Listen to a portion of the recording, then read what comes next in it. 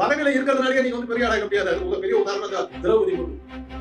இந்தியாவில் மிகப்பெரிய பதவி, நம்பர் 1 பதவி, பிரசிடென்ட் ஆஃப் இந்தியா. அதாவது நாடாளுமன்ற கட்டடத்தில் கூப்பிட மாட்டேன். எங்கேயோ இருக்கிற அதான் ஒரு 5-6 பாப்பாடு கூப்பிட்டு பூஜை போட்டு இது பண்றாங்க. அந்த மாதிரி உள்ள போறதுக்கு உரிமை இல்லை. பதவினால உங்களுக்கு இது சமூக அந்தஸ்து கிடைச்சிடாது. ராம்நாத் கோவிந்த் உயர்ந்த பதவியில் இருந்தவர், வாரணாசியில் இருந்த ஒரு உத்தியோகிக்கு பாப்பா ஒரு கோயில் இருக்கிற அர்ச்சக அவங்க உள்ள வராது, போய முடியாது. இளையராஜா எப்பேற்பட்ட இசையமைப்பாளர் ஒண்ணு நடக்கிற கோயில் கூட வராது போட்டாங்க. ஸ்ரீரங்க கோயிலுக்கு கச்சேரியா நடத்தி பல லட்சம் பல கோடி ரூபாய் பணத்தை வசூல் பண்ணி கொடுத்தவரை கும்பாபிஷேகத்துக்கு உள்ள விடுது.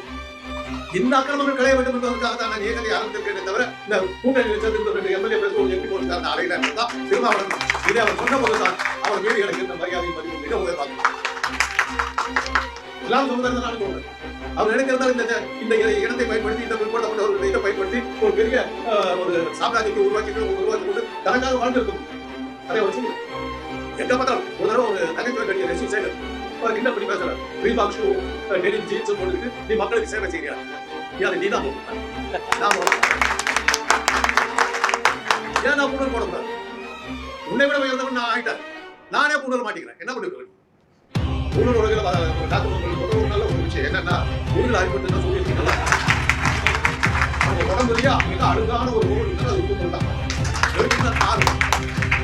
அந்த புனலை போட்டு இதை போட்டுக்கிட்ட பெரிய ஆளுங்க போயிட்டு எனக்கு என்ன நீ உன்னை எவ்வளவு எங்க வேணாலும் ஏற்றி வச்சுக்கலாம். நான் என் மனசுல நீ அடித்தட்டு தான் கிடக்குறேன்.